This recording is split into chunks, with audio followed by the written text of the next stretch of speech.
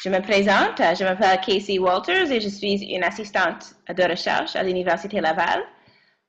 Et aujourd'hui, je présente la collaboration entre enseignants avec Julie. Julie, voulez-vous vous présenter? Oui, alors bonjour tout le monde. Julie Turcotte, enseignante à la commission scolaire des Rives du Saguenay en 3, 4, 5, 6. Et je suis venue assister Casey qui a tout fait là, le travail, là, mais je suis là pour si vous avez des questions. Bon, on va enchaîner avec l'ordre. Donc, cet après-midi, on va commencer avec des témoignages. Julie va parler un peu de son expérience à collaborer en réseau avec d'autres enseignantes. Ensuite, nous allons discuter de comment choisir un partenaire, comment ça se fait, quelques caractéristiques à considérer avant de faire ce choix. Puis, nous allons discuter des conditions gagnantes pour assurer une collaboration soutenue. Ensuite, nous allons discuter des différents défis que relèvent les enseignants qui travaillent en réseau. Et finalement, on va discuter de comment faire la planification pédagogique en réseau. Et si vous avez des questions, vous pouvez les poser tout au long de la présentation. Et on a aussi un temps vers la fin pour discuter de vos questions. Donc, on va commencer avec Julie. Julie, pourrais-tu témoigner un peu de ton expérience à collaborer en réseau? De toute façon, je vais laisser Casey vous dire. Mon stylo va pas toujours bien, donc je préférais ouvrir l'autre. Alors, ben, c'est sûr que au niveau de mon expérience de partenariat, j'ai souvent eu de belles expériences. Autant ça peut être pratique là, via pour entre enseignants là, quand on a besoin de se planifier. En ce moment, vous voyez justement là, un exemple. Les filles avaient besoin de se pratiquer avant de lancer là, leur activité, puis on s'était réunis, puis on avait pratiqué là, les fonctions sur VIA, puis être sûr que tout était correct là, au niveau technique. Faut être patient, hein?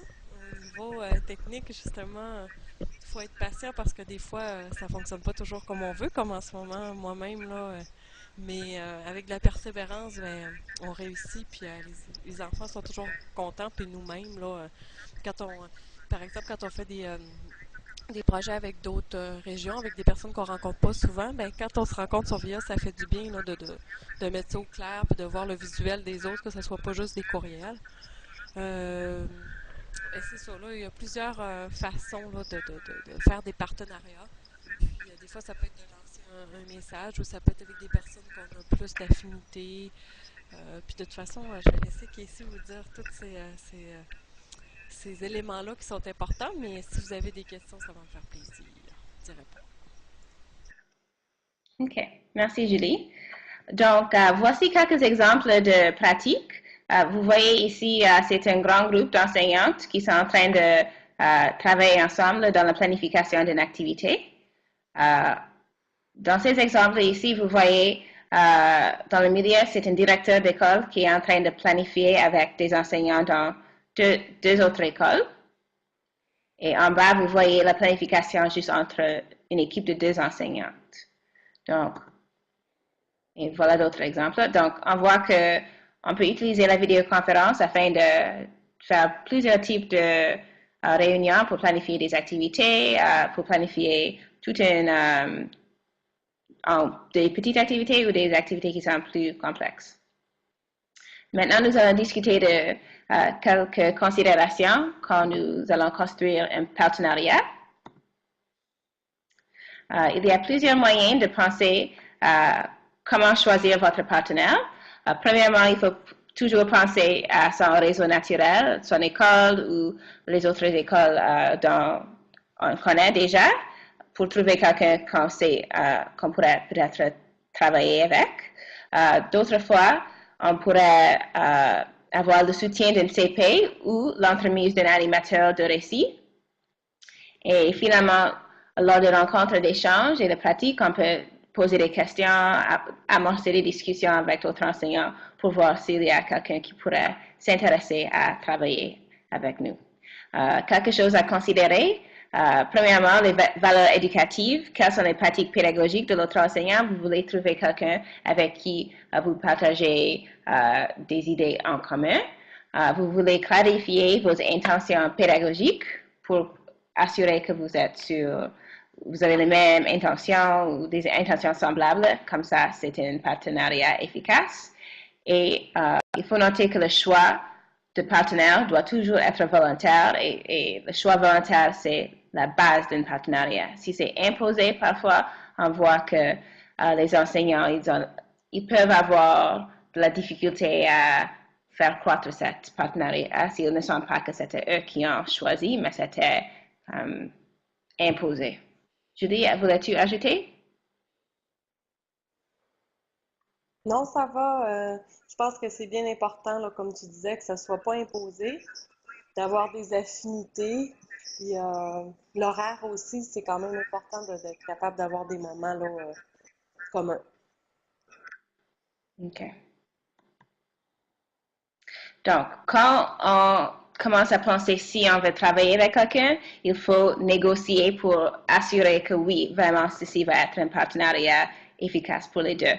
Donc, il faut discuter quels sont les différents moyens d'accompagner les élèves, quelles sont les différentes façons de construire l'activité d'apprentissage. Il se peut que vous allez trouver en discutant avec votre partenaire que vous avez des opinions différentes et voilà une occasion de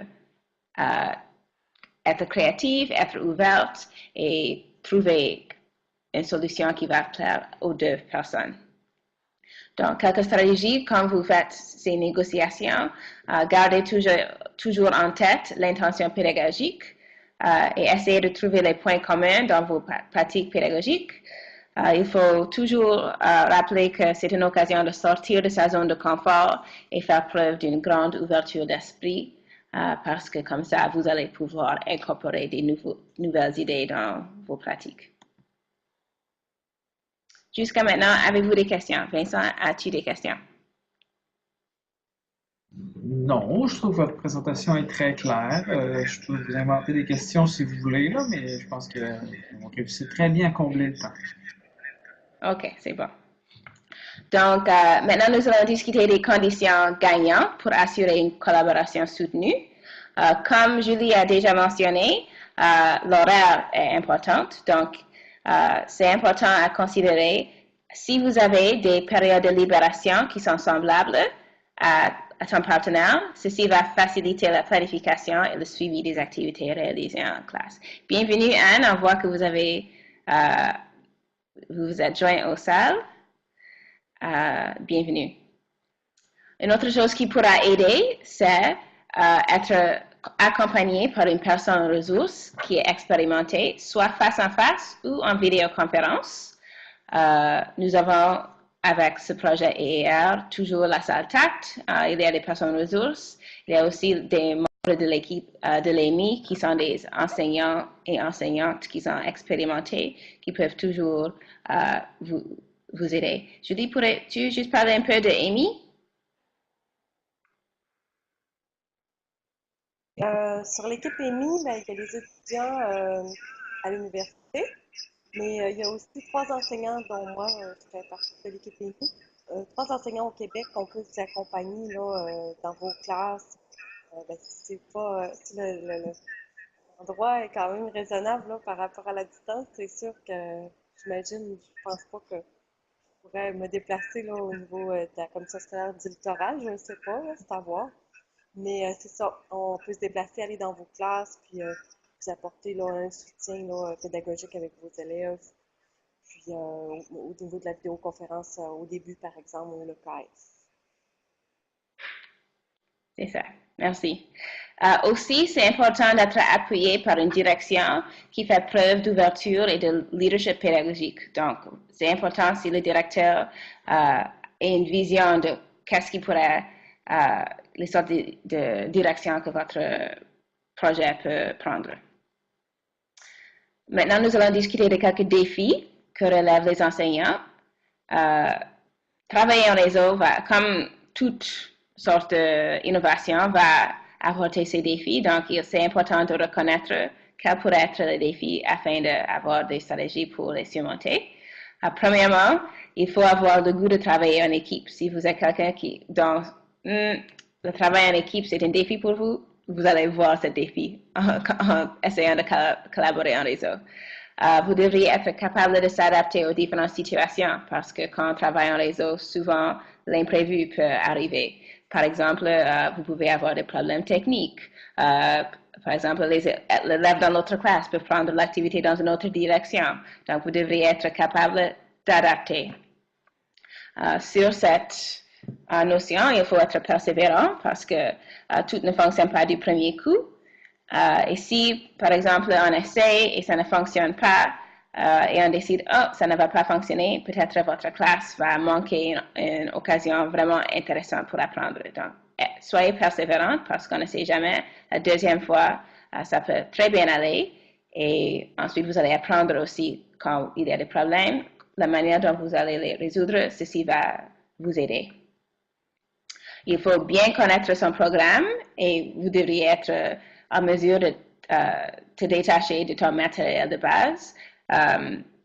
Déjà, c'est une innovation à incorporer les technologies, donc vous ne voulez pas passer le temps à essayer de penser quelle était l'intention pédagogique. Vous devrez déjà savoir, avoir ça clairement dans la tête. Comme ça, vous allez seulement concentrer sur les nouveaux défis apportés par travailler en réseau et non sur le contenu de ton leçon. Julie, est-ce que tu voulais intervenir sur aucun de ces points? Ajouter que c'est important. Est-ce que ça te dérange de fermer ton micro, Casey, parce que je m'entends en double? OK, merci.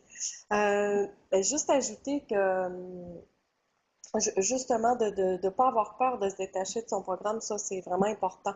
Parce que souvent, on manque des belles occasions. Les autres enseignants nous proposent des activités, puis on se dit, on est trop chargé, tout ça. Mais dans le fond, là, quand on embarque dans les projets, ben, on rentre dans plusieurs objectifs, puis plusieurs attentes du programme, puis on fait l'intégration des matières automatiquement, puis c'est très riche, puis ben, c'est ça, c'est de s'ouvrir aux autres. On l'a dit, Casey l'a dit déjà au début, puis de s'ouvrir là aux idées des autres, puis d'embarquer dans leurs projets, puis de temps en temps, ben, c'est nous qui partagent les nôtres, donc c'est bien intéressant. Merci. Il faut aussi avoir une certaine facilité avec les ordinateurs ou, si vous n'êtes pas encore à l'aise, être ouverte et avoir le goût de développer tes habiletés avec la technologie. Encore, il faut avoir l'esprit ouvert aux suggestions de l'enseignant partenaire. Et finalement, il faut s'approprier les deux outils de télécollaboration. Dans le cas de notre projet, c'est le KF et le VIA. OK. Finalement, nous allons discuter de comment planifier en réseau, la planification pédagogique en réseau. Julie, veux-tu discuter un peu de comment vous planifiez en réseau avec votre partenaire? Quelle sorte de... Ça dépend quel projet que je pense. Si je pense, quand je fais des projets avec les filles du Saguenay, je dis les filles parce que c'est souvent des filles, mais les enseignants du Saguenay, ben, souvent, on peut avoir une période de libération. Donc, nous, on va commencer par décider, ben, qu'est-ce qu'on veut voir, qu'est-ce qu'on veut faire dans notre projet, dans quel ordre qu'on veut le faire, puis on va monter nos perspectives, puis après, on va se faire un échéancier, puis on va, souvent, ça va être une ou deux ou trois personnes qui vont organiser le projet pour les autres, puis qui vont distribuer l'échéancier, le matériel, puis tout ce qu'il y a à voir là, à tout le monde. Souvent, c'est comme ça qu'on planifie. Mais il y a d'autres projets aussi qui s'est réalisé avec des enseignants de l'Outaouais ou de la Beauce. Puis tout dépendant, il y a souvent une personne ou deux qui sont un peu plus leaders, qui prennent plus le projet, qui s'en occupent, puis qui nous donnent là, le plus possible qu'est-ce qu'il y en est là, avec ça. Fait que c'est souvent comment on a procédé. Donc, comme elle a déjà souligné, c'est important d'établir un échéancier pour la réalisation de l'activité. Comme ça, tout le monde sait quels sont vos buts et à quel temps vous voulez réaliser quelle activité. Vous devriez identifier quelle plage d'horaire vous voulez utiliser pour mener les différentes séances de vidéoconférence et pour les activités que vous allez réaliser dans les laboratoires. Quand les élèves vont utiliser le forum électronique, peut-être vous voulez planifier une période d'au moins 1 heure ou peut-être 2 périodes de 30 minutes s'ils vont travailler en laboratoire. Et en même temps, il faut penser à la planification des plages horaires extra additionnelles pour que les élèves puissent compléter quelques activités s'ils ont besoin. Et lorsque le travail est réalisé en classe, et si vous avez seulement quelques postes d'informatique qui sont disponibles, peut-être vous voulez travailler en atelier, dans mode atelier. Donc, quand vous planifiez, vous voulez toujours penser quelles sont les responsabilités de chaque enseignante et vous voulez déterminer quelles activités d'apprentissage les élèves vont faire à chaque étape de la processus d'apprentissage. Okay? Et le dernier point qu'on veut soulever, c'est oui, on travaille avec les outils, mais aussi il y a le travail en classe et les deux peuvent être complémentaires les uns les autres. Donc, vous pouvez planifier des activités complémentaires qui vont se faire en classe, qui vont alimenter la discussion dans le forum, qui vont alimenter les discussions par vidéoconférence. Donc, pensez aux deux et essayez de penser aux grands, c'est quoi les grandes idées que vous voulez sortir de votre activité. OK? Maintenant, nous sommes rendus à la fin. Quelles sont vos questions?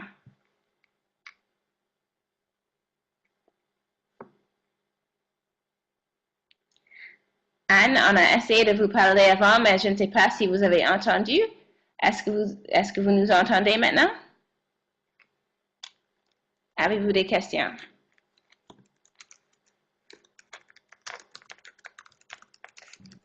Je dirais qu'Anne a de la misère avec la communication. Est-ce que peut-être son micro est défectueux ou... Ah, voilà une question.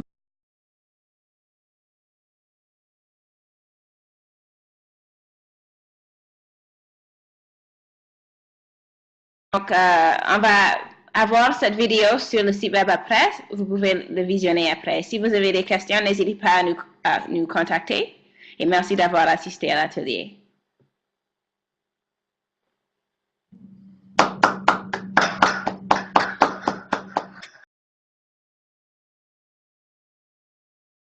Pour vos interventions. Vincent, as-tu des questions? Non, ça a très bien été. Je trouve que votre présentation était bien intéressante. C'était par curiosité un peu, puis c'est bien. Je suis bien content d'avoir participé. Merci beaucoup. Et merci beaucoup, Julie, pour vos interventions. Alors, bonne fin de journée à vous deux. À vous aussi. Merci, Julie. Bye. All right.